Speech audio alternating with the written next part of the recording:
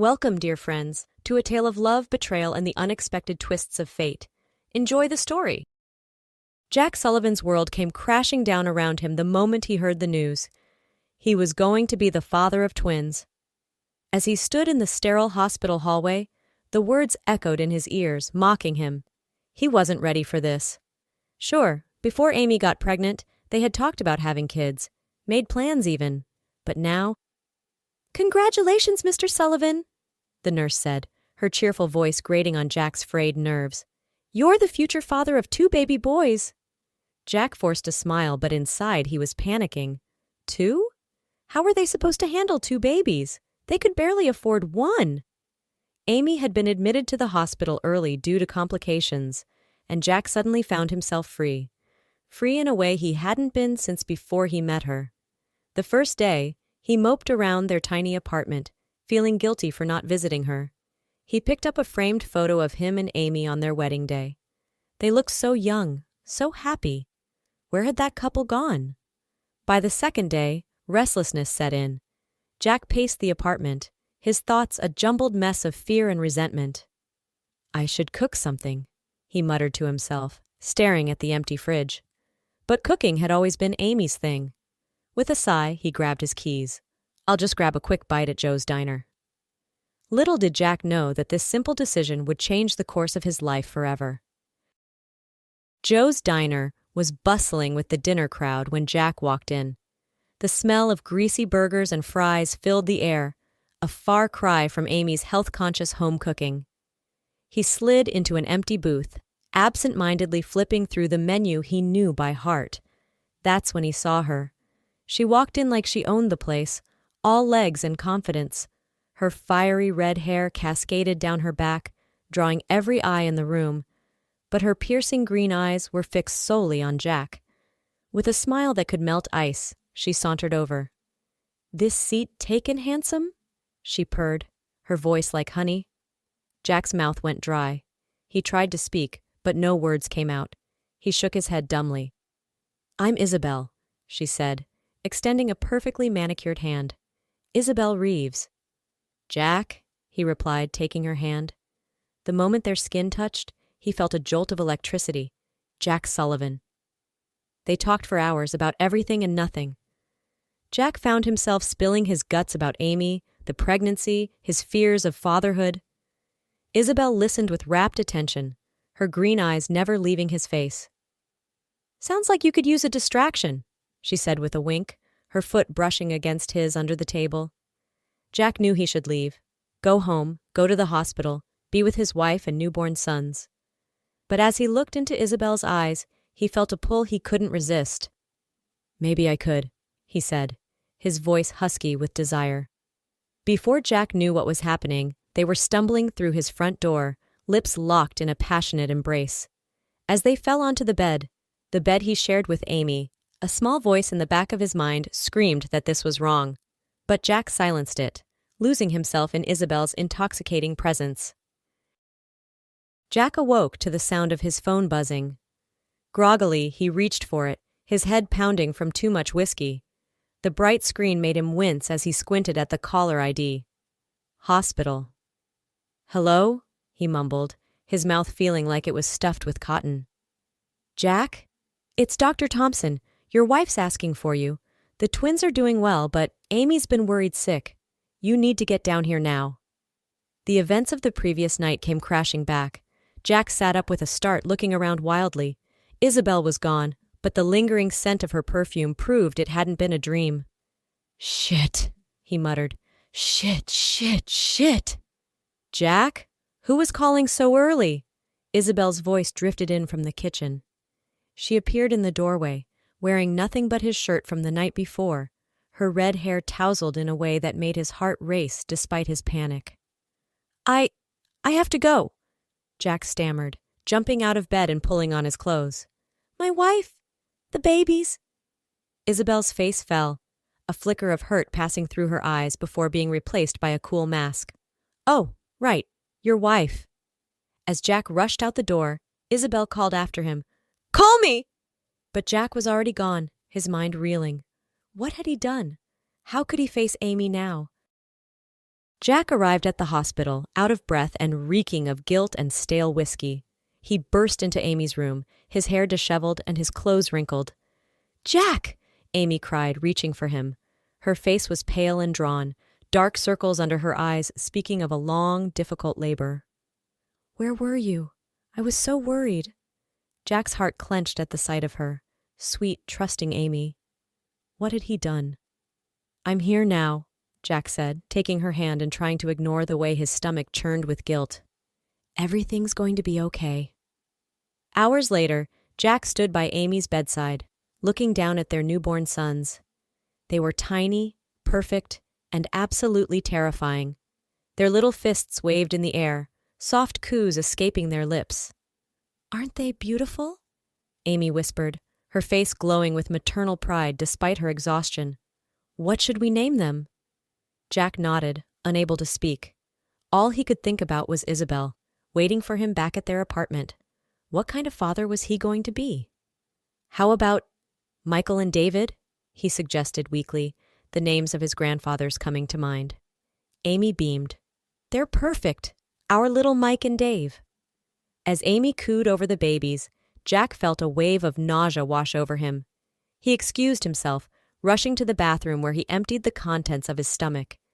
As he rinsed his mouth, he stared at his reflection in the mirror. The man looking back at him was a stranger, a cheater, a liar, a coward. "Pull yourself together," he muttered to his reflection. "You're a father now. You have responsibilities."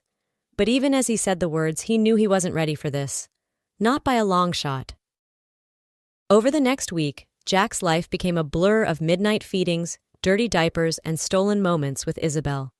He felt pulled in two directions, torn between his family and the exciting new world Isabel represented. Amy was a natural mother, handling the twins with ease despite her exhaustion. Jack, on the other hand, felt clumsy and out of place. Every time one of the babies cried, he felt a surge of panic. "Shh, it's okay, Daddy's here," he would say, bouncing a screaming infant awkwardly. But inside, he was screaming too. "What am I doing? I can't be a father." One night, as he lay in bed next to a sleeping Amy, his phone buzzed with a text from Isabel. "I miss you. When can I see you again?" Jack stared at the message, his mind racing. He couldn't keep living this double life. Something had to give. That's when the idea hit him.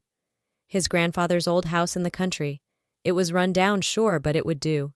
He could send Amy and the babies there, claiming they needed fresh air. He'd say he had to stay behind for work. It was perfect.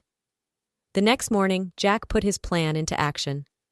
"Honey," he said over breakfast, trying to keep his voice casual as Amy nursed one of the twins. "I've been thinking. The boys could use some fresh air. How about you take them to my grandfather's old place in the country for a while?" Amy looked up, her brow furrowed. "The old farmhouse? Jack, we haven't been there in years. Is it even livable?" Jack waved away her concerns, his heart racing. "It'll be fine. I'll fix it up a bit before you go. It'll be good for the boys, and you could use the rest." Amy didn't look convinced. She bit her lip, a habit she had when she was worried. "What about you? Won't you come with us?" "I wish I could," Jack lied smoothly, avoiding her eyes. "But I've got this big project at work. I can't get away right now, but I'll visit as often as I can, I promise." Amy's face fell, but she nodded. "If you think it's best." Jack felt a twinge of guilt, but he pushed it aside. This was for the best, he told himself. Everyone would be happier this way. He'd have time to figure things out, to decide what he really wanted. As he watched Amy tend to the twins, a small voice in the back of his mind whispered that he was making a terrible mistake. But Jack ignored it, already dreaming of his next rendezvous with Isabel. A week later, Jack pulled up in front of the old farmhouse, Amy and the twins in tow. The place looked even more run down than he remembered, weeds choking the front yard, and paint peeling from the weathered siding. The porch sagged ominously, and several windows were boarded up. Amy gasped as she got out of the car, clutching one of the twins to her chest. "Jack, you can't be serious. We can't stay here." "It's not that bad," Jack said, avoiding her eyes as he unloaded their bags. The guilt he'd been suppressing all week threatened to overwhelm him. I'll tidy it up a bit before I leave. You'll see, it'll be cozy in no time. But as they stepped inside, even Jack had to admit it was worse than he'd thought. Dust covered every surface, and the musty smell of neglect hung in the air.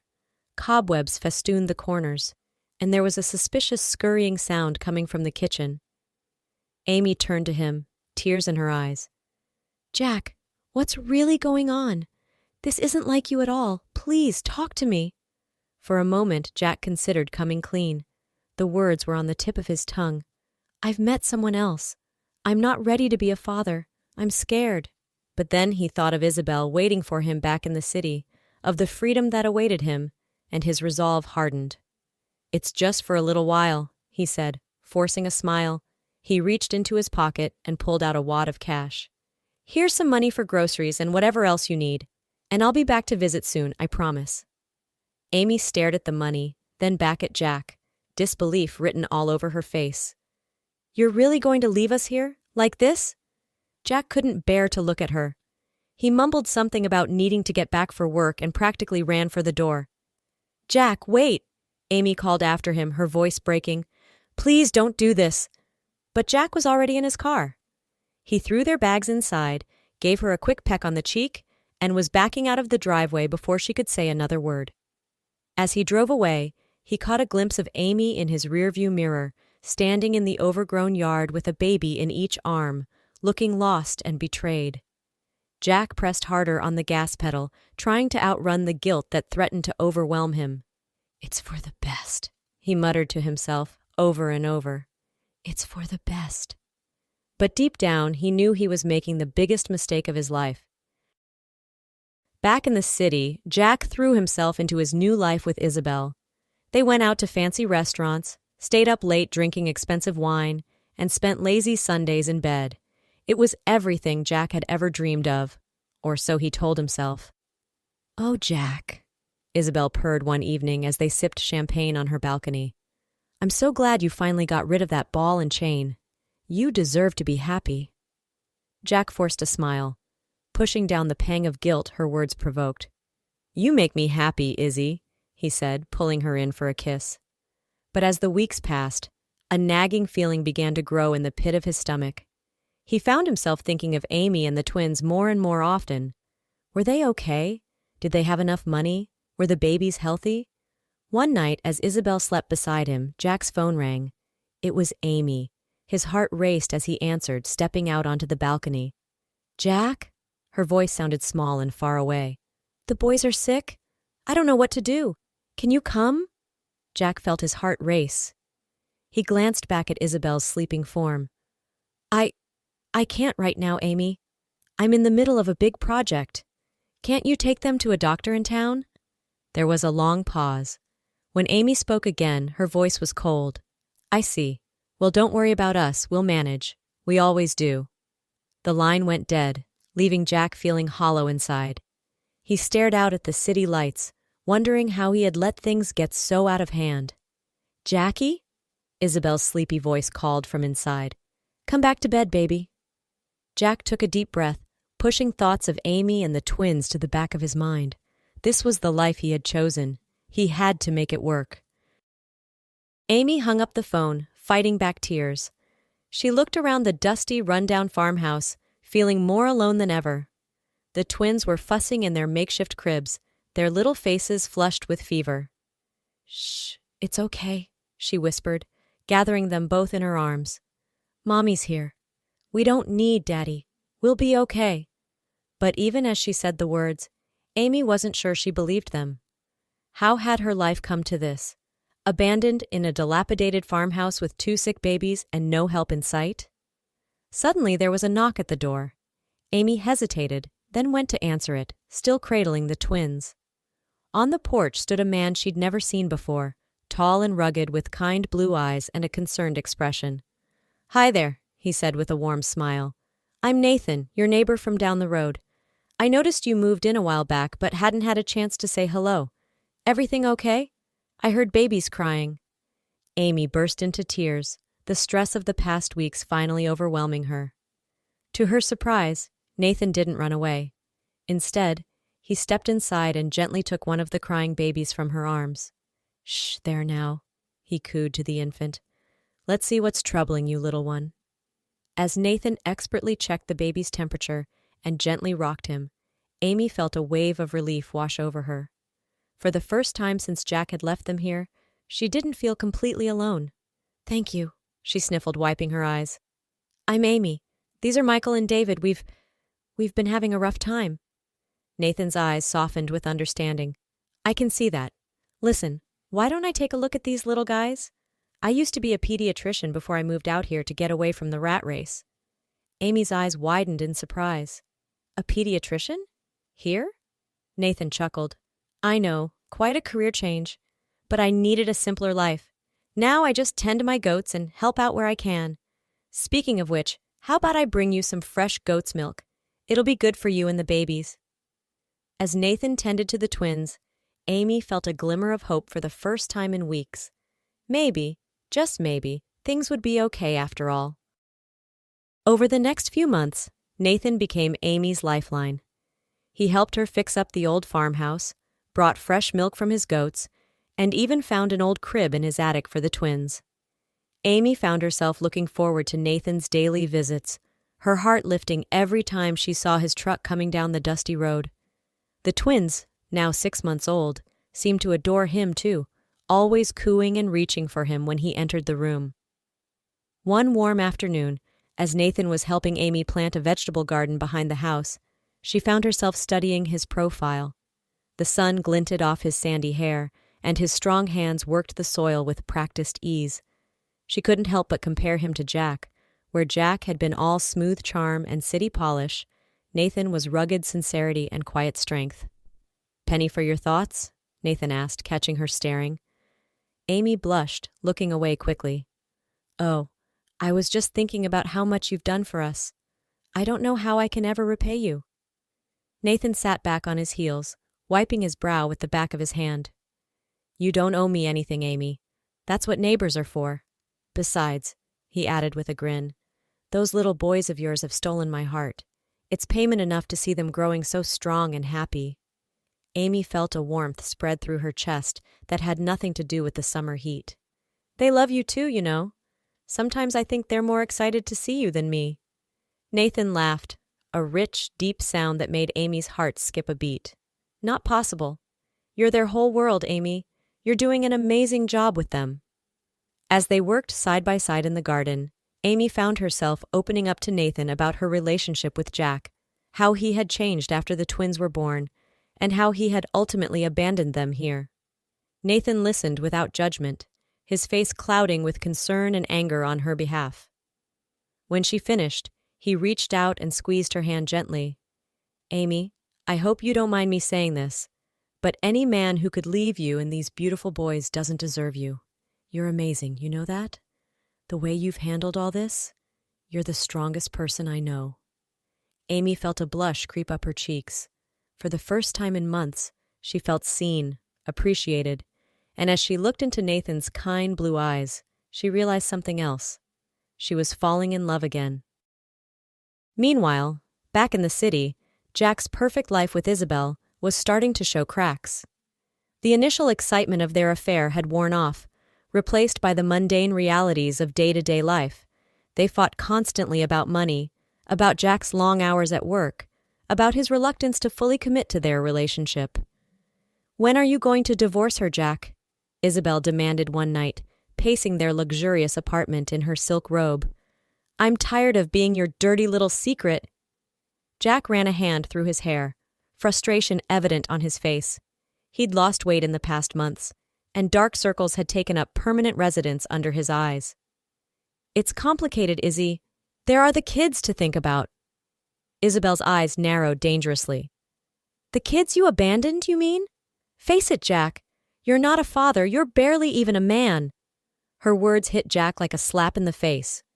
For the first time, he truly saw himself through someone else's eyes, and he didn't like what he saw. "That's not fair," he protested weakly. "I send them money." Isabel laughed bitterly. "Oh, how generous of you. I'm sure that makes up for not being there for their first words, their first steps. Do you even know what they look like now?" Jack fell silent, shame washing over him. The truth was, he didn't. In the months since he'd left Amy and the twins at the farmhouse, he'd only made a handful of short, awkward phone calls. Each time he'd promised to visit soon, but something always came up. A work emergency, a weekend getaway with Isabel, a million excuses that sounded hollow even to his own ears. "I thought I was getting the man of my dreams," Isabel continued, her voice dripping with disdain. "Instead, I got a coward who runs away from his responsibilities. You're pathetic, Jack Sullivan." As Isabel stormed out of the room, slamming the bedroom door behind her, Jack was left alone with his thoughts. He walked to the window, looking out at the glittering city skyline. This was the life he'd chosen, the excitement, the freedom, the passionate woman who'd swept him off his feet. So why did he feel so empty inside? For the first time in months, Jack allowed himself to really think about Amy and the twins. He pictured them in that rundown farmhouse, imagined the boys taking their first toddling steps on the uneven floorboards. A wave of longing washed over him so strong, it nearly brought him to his knees. "What have I done?" he thought, pressing his forehead against the cool glass of the window. "How did I let things get so out of control?" That night, as Isabel slept fitfully beside him, Jack made a decision. It was time to face the music. He had to see Amy and the boys, to try and make things right. He didn't know if it was too late, if too much damage had been done, but he had to try. He owed them that much. The next morning, Jack rose early, packing a small bag while Isabel still slept. He left a brief note on the kitchen counter. "I need to see my family, I'm sorry," and slipped out of the apartment before he could lose his nerve.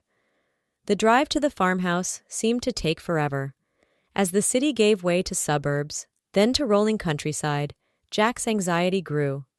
What would he say to Amy? Would she even want to see him? And the boys? Would they even recognize him? Jack's car kicked up a cloud of dust as he drove down the long driveway to the farmhouse. His heart was pounding in his chest, his palms sweaty on the steering wheel. As he pulled up, he was shocked by what he saw. The old house had been transformed.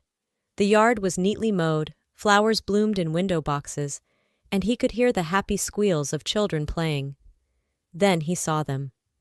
Amy was sitting on a blanket in the yard, looking more beautiful than ever. Her hair was longer than he remembered, sun-streaked and pulled back in a casual ponytail. She was laughing at something, her whole face lit up with joy. The twins, now toddlers, were taking wobbly steps towards a man Jack had never seen before.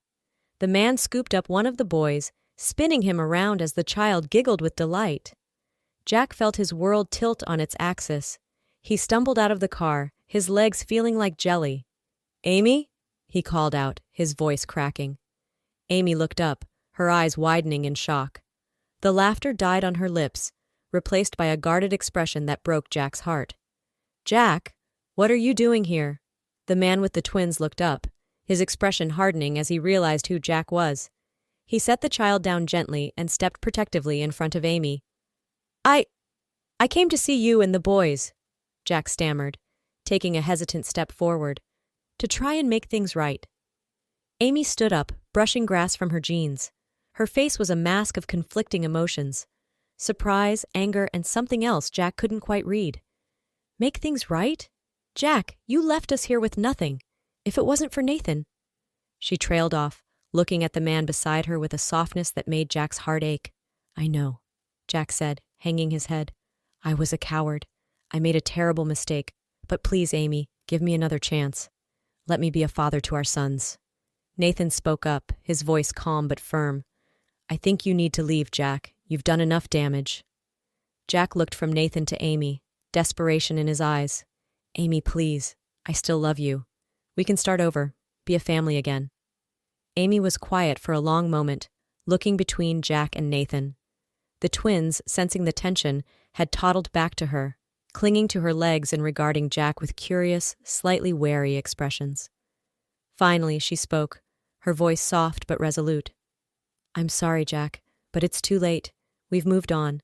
Nathan has been more of a father to the boys in the past few months than you ever were. We're happy here. Please, just go." Jack felt as if the ground had opened up beneath him. He stumbled back to his car, the sound of his son's laughter ringing in his ears. As he drove away, he caught a glimpse in his rearview mirror of Amy in Nathan's arms, the twins playing at their feet. He had made his choice, and now he had to live with the consequences. Jack drove back to the city, to Isabel and the life he had chosen, knowing that he had lost something precious that he could never get back. Years passed. Jack and Isabel's relationship eventually fell apart, the weight of Jack's guilt and regret too much for them to bear. He threw himself into his work, climbing the corporate ladder but feeling emptier with each passing day. Amy and Nathan got married in a small ceremony on the farm, the twins serving as adorable ring-bearers. They had 2 more children together, creating the big, loving family Amy had always dreamed of. And sometimes, on quiet nights, Jack would find himself driving past that old farmhouse, watching the warm glow of the windows, and imagining the life that could have been his. But he never stopped, never knocked on the door. He had made his choice, and now he had to live with it, alone with his regrets and the knowledge that he had thrown away the greatest gift life had ever given him, the love of a good woman and the chance to be a father to 2 beautiful boys. As he drove away from the farmhouse for the last time, Jack finally understood the true cost of his selfish choices. He had traded a life of love, family, and purpose for a hollow existence of material success and fleeting pleasures. And no amount of money or professional achievements could fill the void left by the family he had abandoned. In the end, Jack Sullivan learned the hardest lesson of all, that sometimes second chances are just beyond our reach, and the consequences of our actions can echo through a lifetime of regret.